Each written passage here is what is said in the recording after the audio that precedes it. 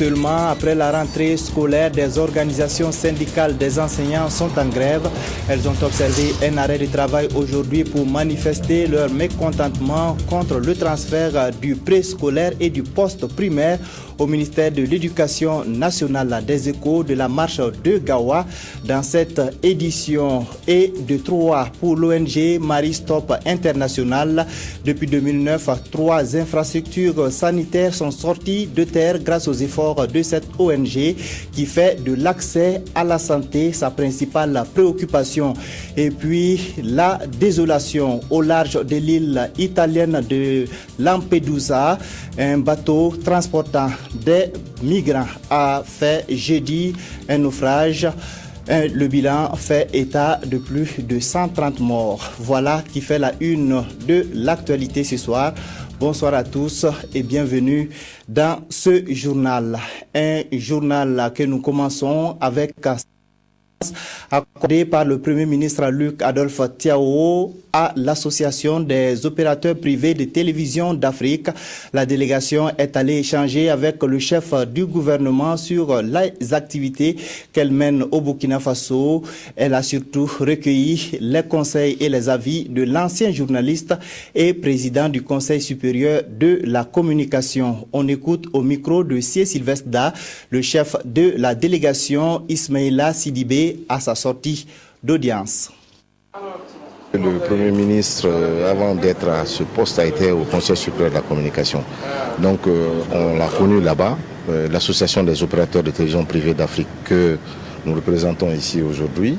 Nous sommes venus lui prendre une visite de courtoisie et lui faire le point de nos activités qu'il avait suivies avec nous lors du RIAC. Nous considérons le Premier ministre comme un compagnon parce qu'il nous a suivis depuis le début quand il était au CSC.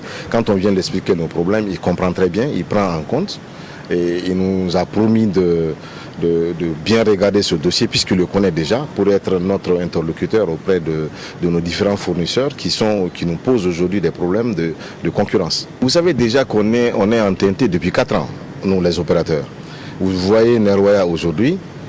Nerwaya diffuse plus de 70 chaînes parce qu'on est passé déjà en TNT MMDS. Donc nous, ce n'est pas une activité nouvelle pour nous. On sait comment ça marche et on sait le faire déjà. Donc on ne peut que contribuer à ça. C'est-à-dire que dans la création en conseil, quel matériel il faut, on sait comment ça marche puisqu'en tant que privé, on l'a fait sans faire de boucan. Donc pour nous, c'est une activité normale qui a été déjà faite, qui existe au Burkina, même si c'est un MMDS, mais qui est partout en Afrique. Nous, les opérateurs, on est dedans déjà. Le comité national de suivi du programme national de développement sanitaire a tenu aujourd'hui sa 2e session ordinaire. Les participants ont fait un bilan à mi-parcours des activités menées dans le secteur de la santé et de la nutrition, des activités jugées satisfaisantes. Toutefois, des suggestions ont été faites pour améliorer le système sanitaire au Burkina Faso. Reportage Estelle Judith Assogba. À cette 2e session ordinaire du comité de suivi du plan national de développement sanitaire PNDS, il est question d'apprécier les performances des actions réalisées au cours du premier semestre de l'année 2013. Il ressort de la revue à mi-parcours du secteur de la santé et nutrition et de la synthèse des progrès des différentes formations sanitaires une satisfaction générale, mais cependant des efforts restent à faire. C'est vrai que la quasi-totalité des indicateurs ont subi une amélioration sensible, mais beaucoup d'efforts restent à faire. En témoignent les nombreuses difficultés, notamment liées à la disponibilité des ressources humaines dans les régions.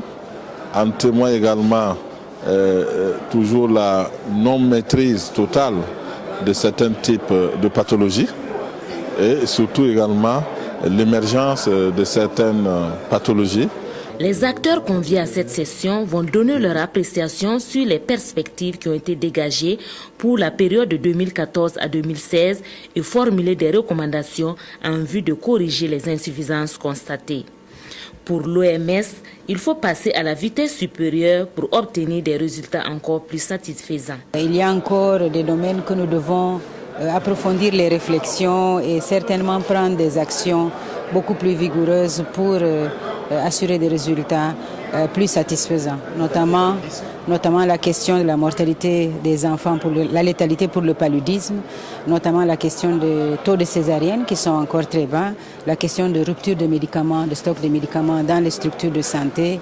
Toutes ces actions visent à renforcer davantage le système national de santé au Burkina Faso. Justement, l'ONG Maristop International a fait de l'amélioration de la santé des populations son cheval de bataille. Elle vient de réaliser à Bobo-Dioulasso sa 3e clinique, présente depuis 2009 dans notre pays. Cette ONG britannique travaille à rendre accessibles les services de planification familiale au plus grand nombre. L'inauguration de la clinique avec Sylvain Vebamba. Par ce geste de l'épouse du président de l'Assemblée nationale, Maristops International a ouvert sa 3e clinique du Burkina dans la ville de Sia et étend ainsi son action dans notre pays. Le mot clinique entendu dans le sens des services offerts et non dans un sens lucratif, car l'ONG promotrice de ces infrastructures, présente au Burkina depuis 2009, travaille à rendre accessibles les méthodes de planification familiale. Notre objectif, donc, c'est de rencontrer les populations, même les plus reculées, pour que les femmes aient accès aux méthodes du planning familial. La planification familiale permet de réduire la mortalité maternelle de 30%. C'est pourquoi notre pays s'est engagé à augmenter la prévalence contraceptive à 25% d'ici à 2015. La contribution de l'ONG Maristops International est une opportunité à saisir et à valoriser. Je voudrais relever que le combat pour une santé sexuelle et reproductive au Burkina Faso nous concerne tous. En effet, la mortalité et la morbidité maternelle et néonatale, les grossesses non désirées, source d'abandon scolaire des filles, constituent des questions graves qui hypothèquent l'avenir de toute la communauté et en conséquence nous interpellent tous. La structure inaugurée, qui propose une large gamme de services de santé de qualité à des coûts abordables pour le plus grand nombre, comprend une salle d'accueil, des salles de consultation et des salles de repos. Je vous le disais, dans les titres, certaines organisations syndicales des enseignants ont observé un arrêt du travail aujourd'hui. Ils protestent contre le transfert du poste du préscolaire et du poste primaire au ministère de l'Éducation nationale à Gawa. Une marche a été organisée. On fait le point avec Draman Dadian. Sinter, Sineab, SNEP, SNES, Sinapager, Sinateb et Sintas sont les 7 organisations syndicales de l'éducation qui ont manifesté ce 4 octobre au sud-ouest, une journée dite de protestation contre le transfert du préscolaire et du poste primaire au ministère de l'Éducation nationale et de l'alphabétisation. Nous protestons contre ce transfert. Pourquoi? Parce que nous pensons qu'en tant que société civile de ces différents ordres d'enseignement-là, nous ne sommes pas impliqués ni de près ni de loin à l'ensemble des décisions qui sont en train d'être prises pour l'éducation au niveau national. Mécontents, ils ont arpenté les principales artères de la ville de Gawa sans incident majeur avant de se rendre au gouvernorat pour leur message à l'adresse des autorités. Oui, pour de meilleures conditions de vie et de travail de l'enseignant, des revendications consignées dans cette enveloppe. Cela étant, je vais transmettre effectivement à madame vos doléances contenues dans l'enveloppe. Je vous remercie. Outre les 11 points inscrits dans la plateforme revendicative au plan national, les organisations syndicales de l'éducation du Sud-Ouest en ajoutent 4, non aux écoles sous paillotte et à l'abandon des classes au profit de leur paillage. Ces acteurs de l'éducation s'érigent également contre des établissements primaires et secondaires à ciel ouvert et réclament par ailleurs la reconstitution de la carrière des monitrices des centres d'éveil et d'éducation préscolaire. Les volontaires français au Burkina Faso étaient en fête aujourd'hui à l'occasion de la 3e journée du volontariat français. Cette journée est initiée pour permettre au public d'apprendre davantage sur les activités menées par ces jeunes Français au profit des populations burkinabées. C'est l'ambassadeur français Gilles Thibault qui a ouvert les portes de cette journée. Reportage Evelyne Dabiré. Des livres pour enfants, des images de construction, de champs agricoles et de travaux d'intérêt général exposés à l'Institut français de Ouagadougou mettent en lumière les œuvres des volontaires français. Au nombre de 1100 en 2012 au Burkina Faso, ces volontaires exercent dans les régions des Hauts-Bassins, de l'Est, de la boucle du Moune et du Centre et sont présents dans tous les secteurs d'activité. Donc je me suis dit que j'allais participer à une association ici dans laquelle je travaille dans le bâtiment pour construire une nouvelle bibliothèque pour les enfants. On fait des activités, des groupes de lecture et des choses comme ça. Leur apport au quotidien est incontestable, d'où cette journée du volontariat français.